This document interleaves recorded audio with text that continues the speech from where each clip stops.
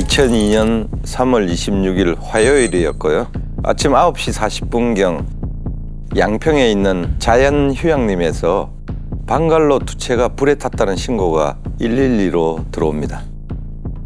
아, 방갈로 두 채나요? 근데 이게 불이 났다도 아니고 이미 타버렸다. 119가 아니라 또 112 신고네요? 맞습니다. 신고자도 현장을 목격하고 화재 진압이 필요한 상황이 아니라고 판단합니다.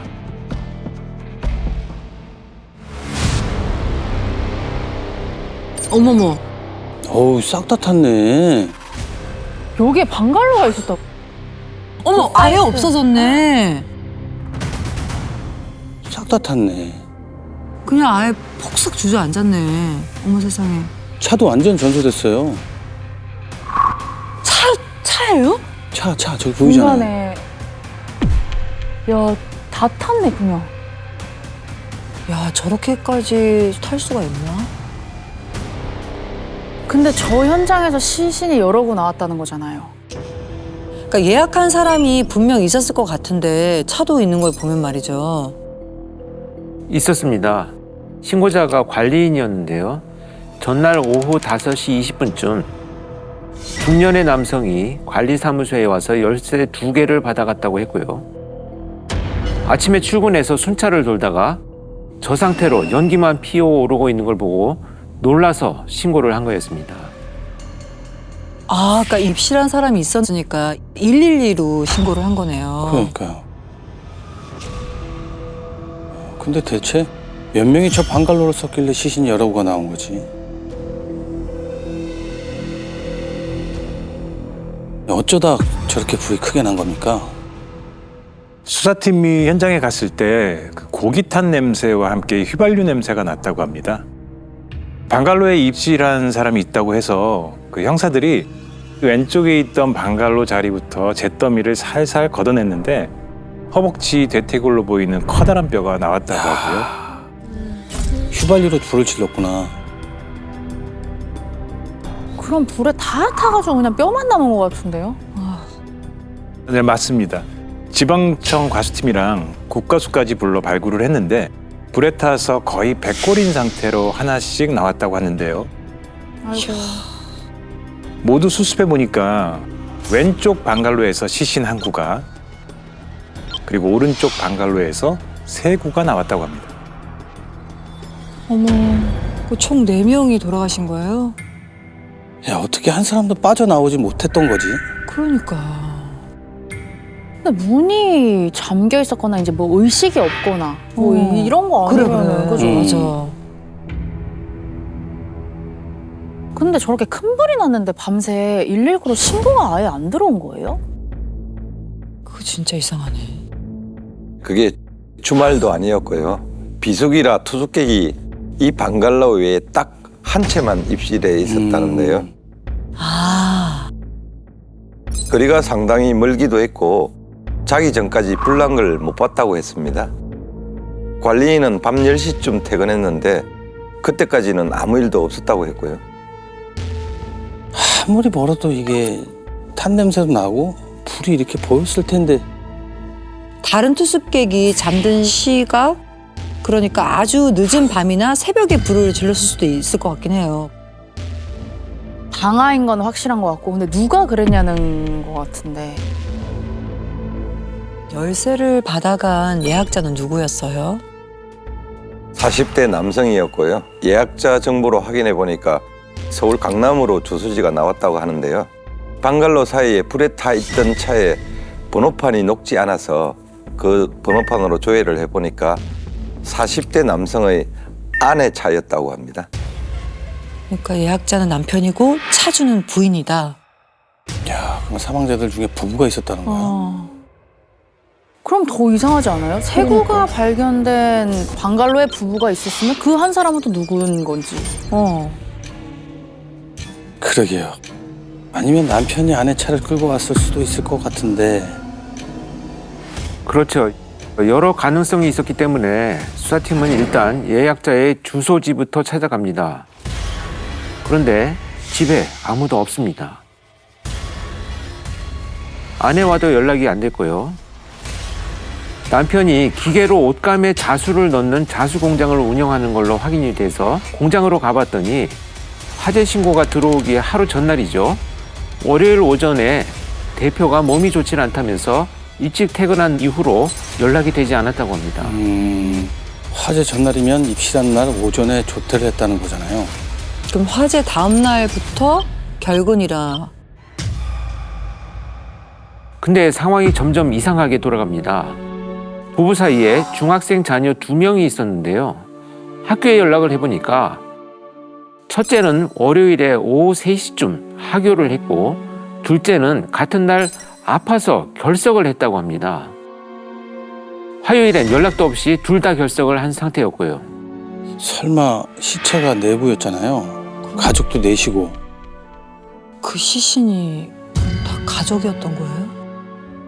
아니 근데 한 가족이면은 한 채만 예약하지 이렇게 두 채를 예약할 일이 없잖아요. 그치.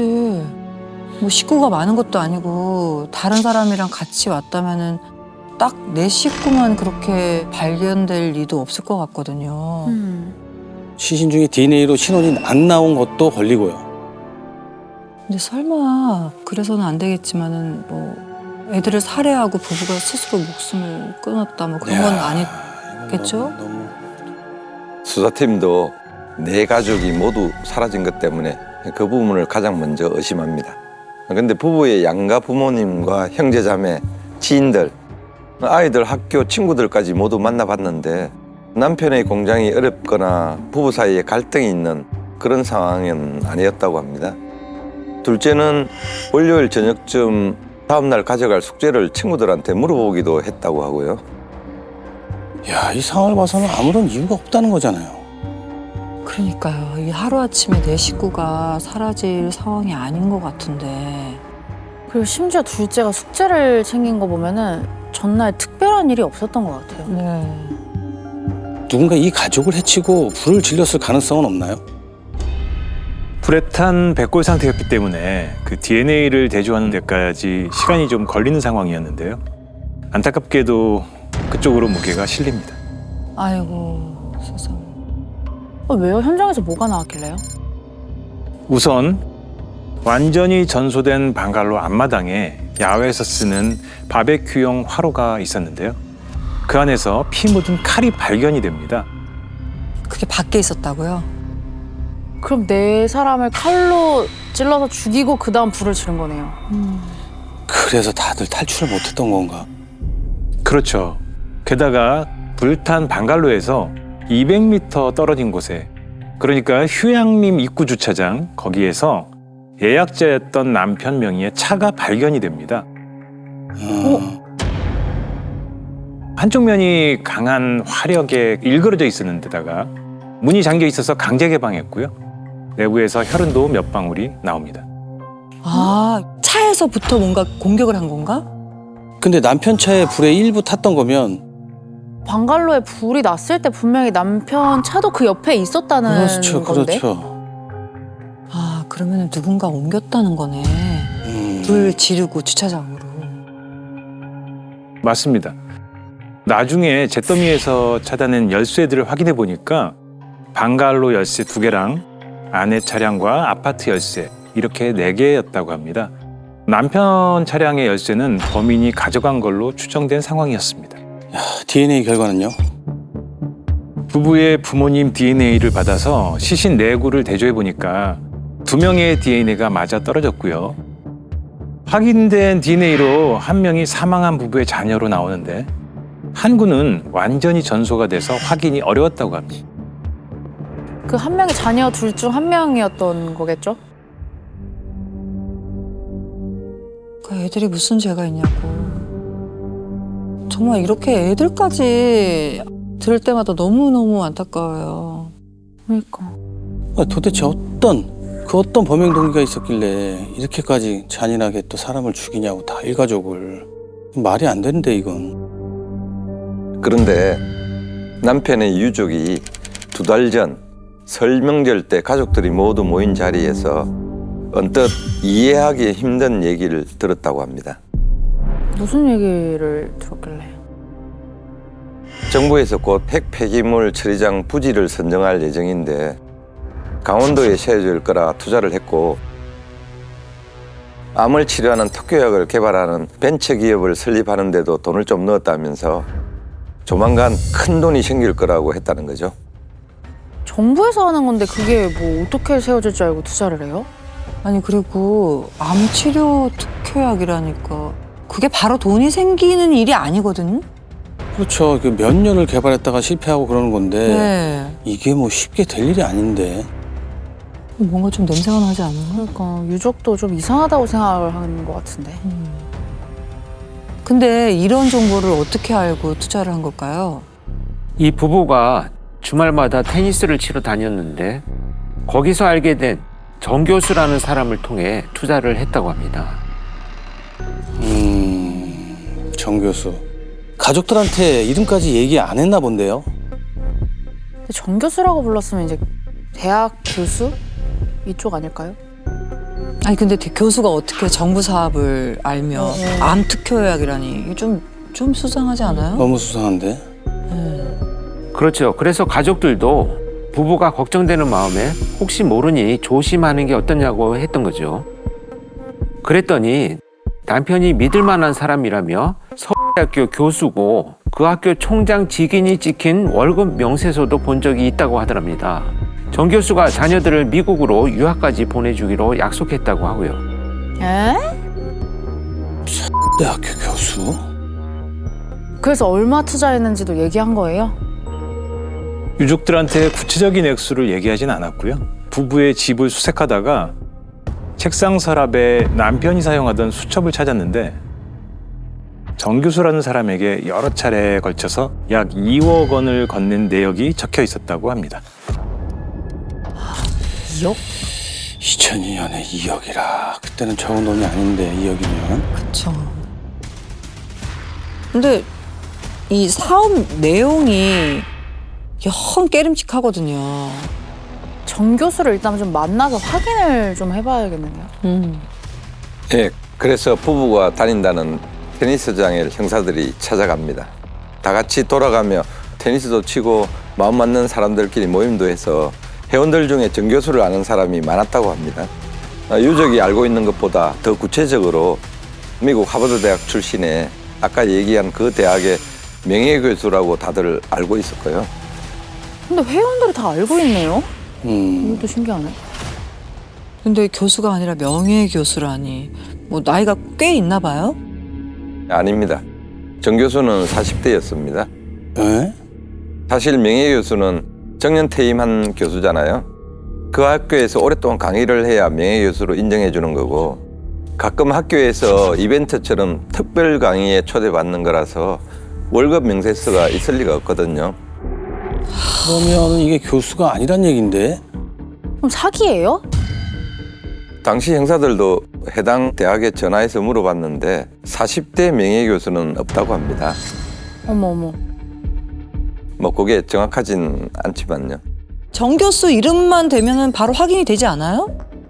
문제는 테니스 회원들 아무도 정 교수의 이름을 몰랐습니다. 휴대전화 번호 역시 몰랐고요. 그럼 다 그냥 정 교수 이렇게만 불렀다고요? 막 연락해서 만나잖아요. 테니스 모임 같은 거 할 때. 전화번호 모르는데 어떻게 연락을 했지? 그러니까. 이 정 교수가 항상 공중전화로 전화를 걸었다고 합니다. 가끔 늦은 밤 정 교수를 집 근처에 데려다 준 사람이 있었는데 형사들이 확인을 해보니 내려준 위치가 다 제각각이었다고 합니다. 뭐야? 아니 공중전화했다는 게 좀 이해가 안 되는데. 그 회원들한테 다? 그럼 정 교수한테 연락할 방법도 없었다는 거잖아요. 그리고 모두 다른 데다가 내려줬다면은 뭐 정 교수가 어디 사는지도 모르는 거고요. 이러면 뭐 유령 아니에요? 유령? 사기꾼? 사기꾼인데 이거. 네, 그런 상황이죠. 형사들이 테니스 코치한테 회원 명부를 보자고 했더니 회원 가입도 하지 않았고 뭐 사용료나 회비도 내지 않았다고 합니다. 알고 보니 지역 도지사를 통해서 테니스장 신축하는 대로 넘겨주겠다고 하면서 테니스 코트를 3년간 무료로 쓰고 있었다고 합니다.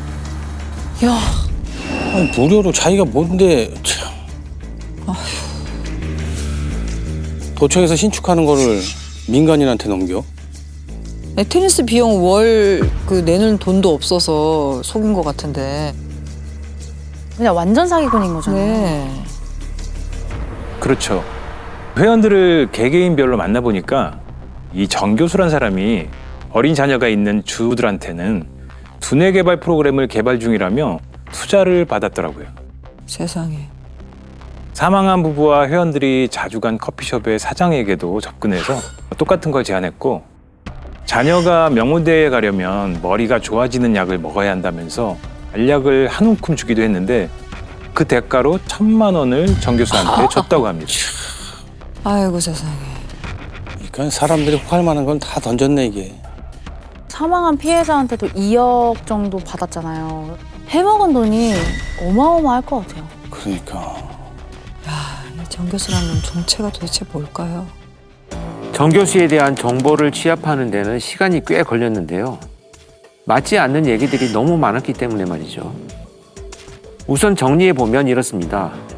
하버드나 서울대 얘기는 모두 같고요. 미국 MIT, 칼텍 같은 여러 대학의 종신 교수라고 소개를 합니다. 사실 이것도 말이 안 되죠. 여러 대학의 종신 교수를 어떻게 합니까? 종신 교수라는 건 딱 한 군데서만 할 수 있는 건데. 더 기가 막힌 건 말이죠. 국가의 1급 기밀을 다루는 정보 비밀 기관의 요원이라 자신의 신분을 노출시킬 수 없다면서 이름도 전화번호도 알려주지 않았다는 겁니다. 회원들이랑 단체 사진을 찍을 때에도 얼굴이 공개되면 안 된다고 하면서 피했다고 하고요. 그동안 이 사람을 의심하지 않았다는 게 전 더 기가 막혀요. 아니 그러니까 국가 1급 기밀을 다루는 비밀 요원이 자기가 비밀 요원이라고 말하고 다닐 수가 없습니다. 그걸 비밀로 해야 되는 건데. 그러니까. 그렇죠. 회원들이 의심을 하기 시작한 건 매일 테니스장으로 출근하다시피 했던 정 교수가 이 사건 이후로 보이지 않고 그렇게 친하던 부부의 가족 장례식장에도 나타나지 않았던 것 때문이었습니다. 사건 이후 행적을 감춰버린 거죠. 그럼 이 사기꾼이 일가족을 몰살했다. 왜요? 투자금 2억 때문에? 아니 근데 애들까지 그렇게 할 필요가 있었을까? 그러니까요. 그러니까 이거 지금 당장 잡아서 물어보고 싶은데 뭐 정 교수에 대한 정보가 지금 아무것도 없는 거잖아요. 저거 다 가짜일 거 아니에요. 그래서 방갈로에서 사망한 부부의 휴대전화 통화 내역을 모두 뽑아서 공중전화로 걸려온 번호들만 추려냅니다. 그리고 어느 지역에서 자주 걸었는지 그 공중전화 위치를 지도에 표시를 해두고 한 가지 더 역으로 확인을 합니다. 반대로요. 뭘 확인하신 거예요? 공중전화의 발신 내역을 뽑습니다. 전화를 걸 때 앞뒤로 건 전화번호를 확인해 보기로 한 거죠. 한 번 전화 걸 때마다 여기저기 다 했을 거 아니에요. 그치. 네. 그러니까 공중전화 붙잡고 생쇼를 하고 다닌 거예요. 그래서 뭐가 나왔어요? 4명 정도 공통된 전화번호가 나옵니다. 그중에 자주 연락한 사람이 2명으로 좁혀졌는데 한 사람은 30대 후반의 지역 공무원이었고 한 사람은 대학원을 다니는 20대 여성이었다고 합니다. 공무원에 대학생에. 그럼 그 사람도 사기 피해자 아니에요? 아니면 뭐 공범이거나. 오. 그죠? 네, 공범일 가능성이 높았습니다. 부부가 사망하기 전날, 그러니까 방갈로에 가족들이 온 날 양평의 한 공중전화에서도 부부에게 전화를 건 게 나왔는데요. 그 공중전화 발신 내역에도 2명의 전화번호가 나왔으니까요. 양평에서 공중전화로 전화를 건 거면은 맞네. 공범일 수 있겠네요. 그럼 이 사람들 다 잡아서 정 교수에 대해서 물어보면 되지 않을까요? 그 사람들도 정 교수에 대해 지금까지 파악한 정도로만 알고 있을 풍산이 컸죠. 그런데 20일이 넘게 탐문을 하고 다니다 보니 한 테니스 회원으로부터 정 교수와 가까운 사이인 여성에 대한 첩보를 받게 됩니다. 40대 여성이었는데요. 내연 관계였습니다. 일주일 전쯤 정 교수한테 만나자는 연락을 받았는데 양평 방갈로 방화살인 사건을 뉴스로 보고 무서워서 선뜻 답을 못했다고 합니다. 그래, 그래. 어떻게 만나? 그렇죠. 눈치를 챘겠지. 네. 형사들은 분명 다시 이 여성에게 연락을 할 것으로 보고요. 잠복에 들어갔습니다. 그렇게 3일 뒤 공중전화에서 전화가 걸려옵니다. 잡았어요? 수사팀은 작전에 들어갑니다. 지하철역을 3번에 걸쳐서 답사를 하고 2인 1조로 역할을 나눠서 노숙자, 장애인, 연인, 회사원으로 위장을 한 다음 각 출구에 잠복하기로 합니다. 내연녀에게는 만약 정 교수를 발견하면 머리를 쓰다듬어서 신호를 달라고 했습니다. 얼굴을 모르니까. 그죠. 지금 사진 한 장도 안 남겼어. 그러니까. 나타났어요? 약속 시간보다 1시간이 지났을 무렵에 여성이 머리를 쓰다듬습니다. 야, 수사팀이 정 교수를 체포하려고 하자 경찰이 억울한 시민을 잡아간다면서 왜 체포를 하느냐고 발버둥을 쳤는데요. 동시에 정 교수와 사건 당일 연락을 주고받은 2사람까지 체포를 했습니다. 야, 이 대체 정 교수의 진짜 정체가 뭘까요? 그러니까요. 체포 당시 이름을 절대 불지 않습니다.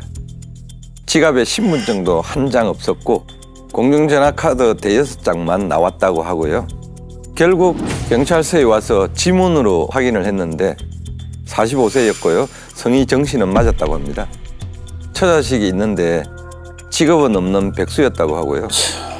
학력은 중학교 졸업 후 검정고시를 합격했고 직장을 다닌 건 1년 2개월 정도 일한 게 전부 다였습니다.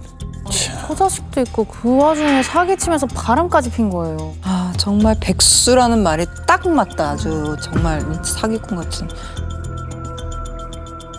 아니 근데 저 정도 속인 걸로 끝냈어야죠. 그러니까 살해까지 할 필요가 있냐는 거예요, 제 말은. 인정을 했나요? 양심이 있다면 했겠죠.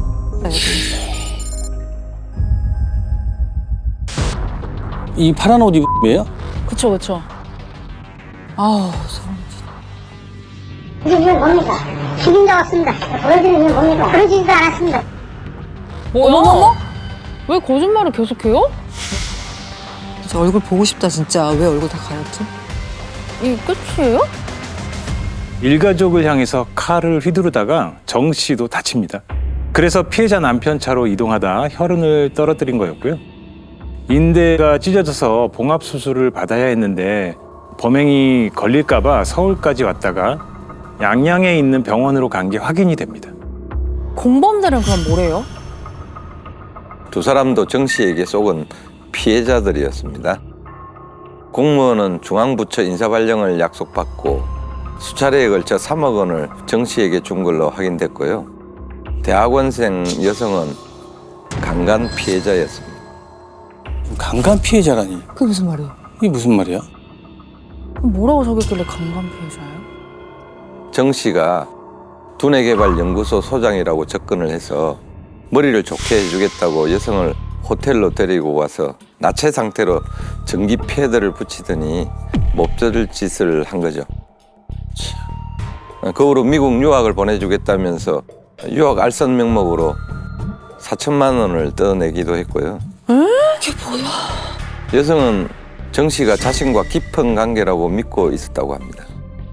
강간, 살인, 방화. 결국 이 여성이 정 씨에게 처자식이 있다는 얘기를 듣고요. 그날 양평에서 있었던 일을 모두 털어놓습니다.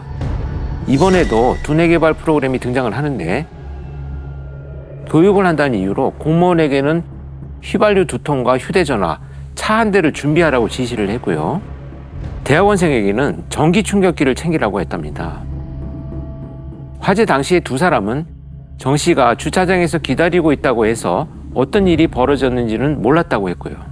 근데 그날 그 양평으로 가면서 이 2사람 역시 그 마지막 돈을 탈탈 털어서 정 씨에게 넘긴 것으로 확인이 됩니다. 대학원생은 그날 하숙집 보증금까지 빼서 줬다고 했고요. 2사람은 만약 정 씨가 손을 다치지 않았다면 자신들도 그날 살해당했을 거라는 걸 뒤늦게 깨닫게 됩니다. 그날 그럼 이 두 사람까지 다 죽일 생각이었던 거네. 어머, 진짜요? 하루에 다 쓸어버릴 생각이었네. 진짜? 아니, 휘발유랑 전기 충격기는 왜? 야, 그걸 사다 달라고 사다 줬다니 이해가 안 되는데. 연구소에 슈퍼컴퓨터를 원격으로 돌려야 되는데 화력이 필요하다는 식으로 설명을 했고요. 두뇌 개발에 전기 충격기도 필요하다. 이런 말도 안 되는 이유를 댑니다. 대체 왜 그랬답니까? 가족들 모두. 이 가족을 여러 번 만났다고 했습니다. 자녀까지도 자신의 얼굴을 알기 때문에 살해한 거라고 했고요. 남편이 자신과 아내 사이를 의심해서 먼저 칼을 들었다가 몸싸움 끝에 우발적으로 살해했다. 이렇게 주장을 합니다. 법정에 가서도 똑같았고요. 검찰에는 7차례나 같은 얘기를 반복하면서 남편이 먼저 공격해서 정당방위였다고 진술을 합니다. 나중엔 아내와 자녀들은 이미 살해돼 있었고 그 공무원이 죽였다고 진술을 번복하기도 했고요. 공부 좀 했나 보지. 최악인 것 같아요. 그런데 검찰 조사 과정 중에 정 씨와 같이 수감돼 있던 재소자에게 살해 당시 상황을 틀어놓은 게 드러나면서 죄를 피할 수 없었죠. 죄값은요? 사형 선고를 받았습니다. 그래. 받아야지. 진짜. 에휴, 진짜 세상에 나쁜 놈 너무 많다.